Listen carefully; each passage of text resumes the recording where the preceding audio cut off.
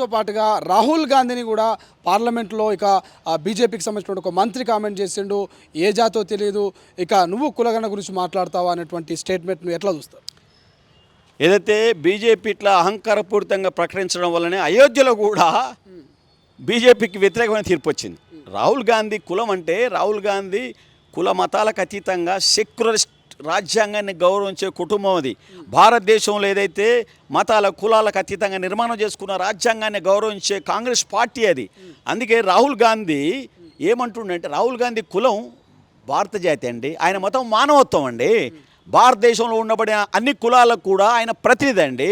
ఏమంటుండి అలా doctor Ambedkar Mahatma pool ఏదైతే కోరిండో జనాభా నిష్పత్తి ప్రకారంగా ఎస్సీలకు బీసీలకు కూడా పార్లమెంట్లో శాసనసభలో జనాభా నిష్పత్తి ప్రకారంగా ఏదైతే విద్య ఉద్యోగ రాజకీయ రంగంలో అవకాశాలు కావాలని అంబేద్కర్ మహాత్మా ఫూల్ ఏ రకంగా కోరిండో వాళ్ళ వర్షన్ని అలా రాహుల్ గాంధీ తీసుకొని జనాభా నిష్పత్తి ప్రకారం భారతదేశంలో ఉండబడిన కులాలను లెక్కగట్టి ఎవరి జనాభా నిష్పత్తి ప్రకారంగా వాళ్లకు విద్యలో వికాసంలో మన ఉద్యోగాల్లో రాజకీయాల్లో వాళ్ళ హక్కులు కాపాడాల్సిన అవసరం ఉంది, వాళ్ళ హక్కులు వాళ్ళకి ఇవ్వాల్సిన అవసరం ఉందనే మాట ఏదైతే రాహుల్ గాంధీ చెప్పిండో అభినందనీయుడు అనే మాట, ఆదర్శనీయుడు అనే మాట చెప్తున్నాం. అందులో భాగంగానే ఇలా సుప్రీంకోర్టు తీర్పు కూడా జనాభా నిష్పత్తి ప్రకారంగా ఏబీసీలు వర్గీకరించమంటుంది.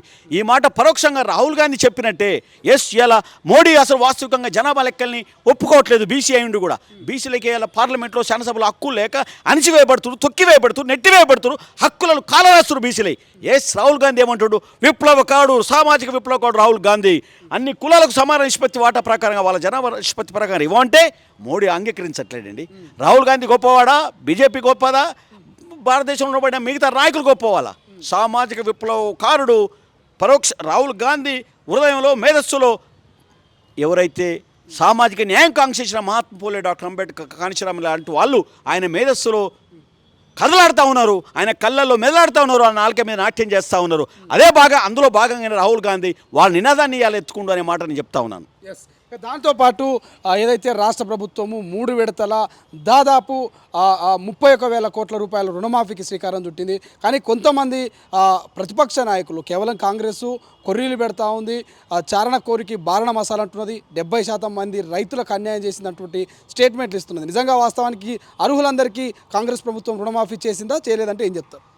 నేనేమంటున్నానంటే దేశంలో భారతదేశంలో ఏ రాష్ట్ర ప్రభుత్వం కేంద్ర ప్రభుత్వం కూడా ప్రకటించని 2 లక్షల రుణమాఫీని రేవంత్ రెడ్డి గారు ఎన్నికల ప్రచారంలో ప్రకటిస్తుంటే ఎవరు కూడా నమ్మలే. ఇవాళ ₹1,00,000 ఇవ్వడం జరిగింది. నిన్న మొన్న ₹1,50,000 ఇవ్వడం జరిగింది. 2 లక్షల రూపాయలు ఆగస్టు 15 లోపల ఇవ్వడం అనేది అనివార్యం. సూర్యుడు ఉదయించడం ఎంత నిజమో 2 లక్షల రూపాయల రుణమాఫీ కూడా అంతే నిజం. మీరు ఒక మాట అంటూ ఉన్నారు, చాలామందికి ఇవ్వలేదని చెప్పి బీఆర్ఎస్ నేతలు అంటూ ఉన్నారు. ఎస్, నిజమే. అక్కడ ఏమైందంటే ఆధార్ కార్డులో బ్యాంకు లింకేజీకి తప్పులు ఉండడం వల్ల కొంతమందికి ఇవ్వలేదు. అది క్లియర్ చేసి ఇస్తామని చెప్పి ప్రభుత్వం ప్రకటించనుంది. ఆర్బీఐతో మాట్లాడుతూ ఉన్నది రాష్ట్ర ప్రభుత్వం. ఏదైతే తప్పులు దొరికినప్పుడు సాధారణంగా అకౌంట్లో జమ కావు, దాన్ని నివారణ చేసి తప్పకుండా వాళ్లకు డబ్బు అందజేసే బాధ్యత రాష్ట్ర ప్రభుత్వం, గౌరవ ముఖ్యమంత్రి, డిప్యూటీ సీఎం తీసుకుంటారు. నమ్మకం ఉంది, డెఫినెట్గా తీరుతున్నమాట నేను గంటాపదంగా చెప్తాను. ఇంకెంతకుముందు మీరు ఒక మాట ఆడల్ని ఇబ్బంది పెట్టారు, రేవంత్ రెడ్డి అసెంబ్లీగా మాట్లాడి ధర్నా చేస్తున్నాను. మేము ఫోన్ ట్యాపింగ్ ద్వారా ఆడవాళ్ళ అంతరింగిక చర్చలు మా రేవంత్ రెడ్డి గారు వినలే. ఫోన్ ట్యాపింగ్ ద్వారా జడ్జిల చర్చలు మా రేవంత్ రెడ్డి గారు వినలే. గౌరవప్రదంగా అక్కలను సంబోధించిండు. అటువంటి ఆడబిడ్డల టెలిఫోన్ ట్యాపింగ్ చేసి వాళ్ళని లొంగ తీసుకున్న చరిత్ర మా రేవంత్ రెడ్డికి లేదు అనే మాట చెప్తూ గౌరవప్రదమైన పదజాలం వాడిన రేవంత్ రెడ్డిని అబాస్పాలు చేయడానికి కుట్ర చేసి తప్ప మరొకటి కాదు అనేది నేను ఒకసారి రేవంత్ రెడ్డి మన కేటీఆర్ను, కేసీఆర్ను, హరీష్ రావును ఆత్మవిమర్శ చేసుకోవాల్సిన అవసరం ఉంది.